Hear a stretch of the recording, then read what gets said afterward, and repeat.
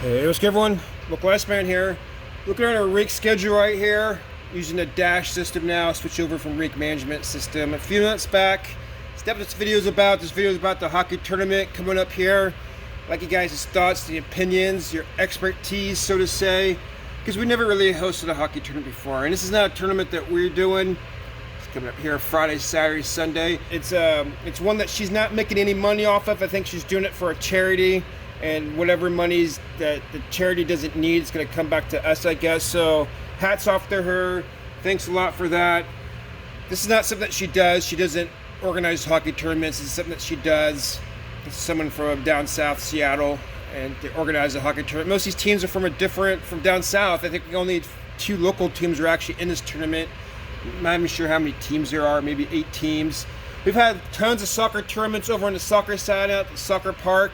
They said they never could really do tournaments here because we only have 1 sheet of ice, but now that I think about it, they managed to do soccer tournaments on a single indoor field, so why can't they do it here? I don't know. Anyway, we got a tournament coming up this weekend. Again, I'd like you guys' thoughts and opinions and your expertise about how to proceed here, because you can see right here, so basically we got 4 games on Friday with 5 cuts plus the maintenance at the end. Saturday there's 13 games with 12 cuts plus ice maintenance at the end.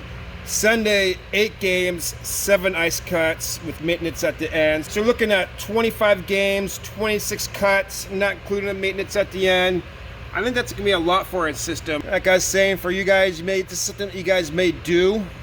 Some of your rinks may have hockey tournaments. So again, I like you guys' expertise and your guys' I don't know, you got any tips or tricks you guys could pass down to me, because I don't know, I think even on a good day, on a cold 30-degree day, dry outside, middle of the winter time, doing something like this, I think it'd be a stretch here for our rink. And our refrigeration system is not terrible. I think it's a pretty good package, but definitely not, as good as the newer systems, or as, I don't know the tonnage. One of these days I'm going to find the tonnage. I heard the tonnage. We got 4 compressors, like 30 horsepower compressors.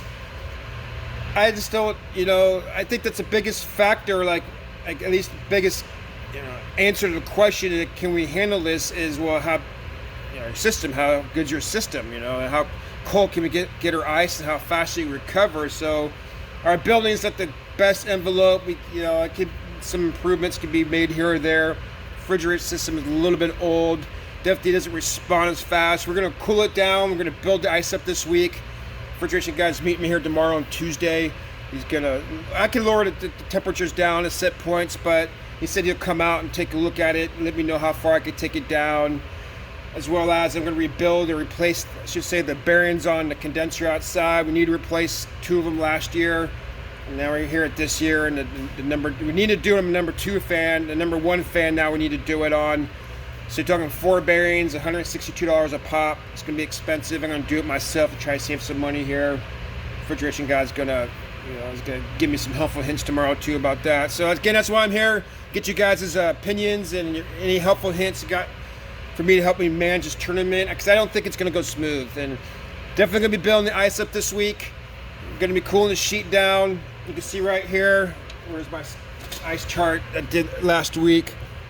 Looking pretty good overall, all things considered. Sorry for all the scribbling here. I was just doing some, telling the driver something. We'll get to it here in a minute. But over here by the player benches, this is our Zamboni door right here. Got 7/8 right there, 7/8 right there. Those are high pots. It's supposed to be high spots to concrete. A little higher in the corner there, $1.05 in the corner, 125, 125. Not terrible, but typically it's kind of high in this corner right here because the Zamboni threshold gets a little bit high.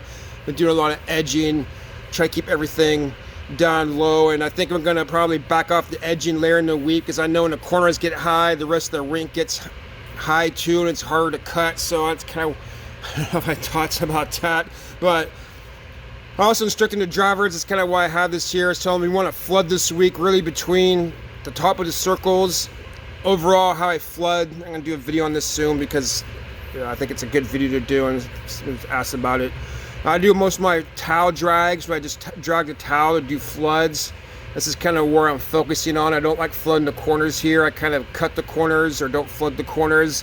If I am just doing a normal ice cut and I'm dragging the blade and have to drag the blade, I'll do light water in these areas right here. I mean, as I go into the corner this way, I'm laying, you know, a little bit less and less water as I'm going into the corner this way. As I'm coming on the opposite side, floating into the corner, or coming this way, I'm going to lay a little bit, you know, as I'm coming out of the corner, I should say, I'm going to be laying a little bit more and more, and then laying a little bit less and less, you know, kind of the kitty corners as you kind of float and doing your pattern. But that's our ice right now, so we want to get it built up because we're going to need to have some buffer because we're going to be losing some ice over the day. It's going to get really warm. We're going to have to lay a little bit less water. We're talking about maybe a quarter tank. I just didn't know what else we could do to help manage this. Maybe using some cold water instead of hot water. Instead of using 130 degrees, use, you know, whatever comes out of the tap there, 60-degree water just for the weekend to help manage that.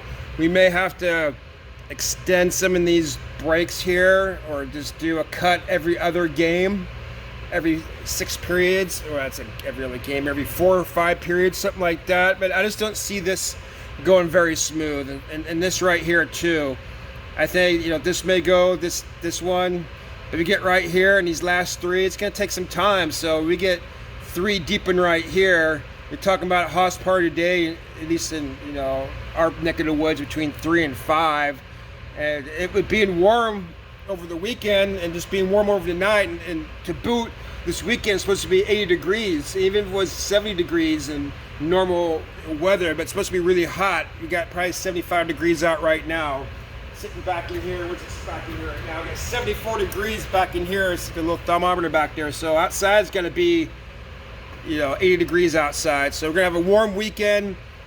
Overnight, you hope to do some floods and stuff and have the ice recover overnight, but we're going to hit it hard right at 7 o'clock in the morning. It's going to be pretty warm outside on top of that, so that's why I want to get the bearings in place on that condenser, because it's going to be working extra hard. Both those fans are going to be running all weekend long. Both those fans will be running, so we don't want anything to spin loose, because we're getting a little bit loud right now. We're greasing the heck out of those things, so it's time to replace them before they break. So Megan, I'm here, get you guys' expertise, your guys' thoughts and opinions, how to proceed here. You know, we've never done hockey tournaments before. I think someone did one here years ago, but we've never really done one. We still haven't done one because this is someone else renting a facility from us. It's too bad because we have a lot of soccer tournaments. You think someone here would take interest in hosting a hockey tournament here. There's certainly a demand, at least a 3-on-3 or something. Or and they're doing it on the soccer side with one sheet, one field. Why can't they do it over here? Nevertheless, I'd love to hear you guys' thoughts on how to approach this. If you guys have any tips or tricks on preparing for a tournament other than cooling it down and building it up. If you guys have done tournaments, the layouts, even though you guys are maybe drivers, if this is this a layout right here? Is this a doable layout? Because I don't think that's a doable layout. Even at the best rink, I think you'd be hard to pull that thing off in the dead of winter with the best refrigeration system in the world. I don't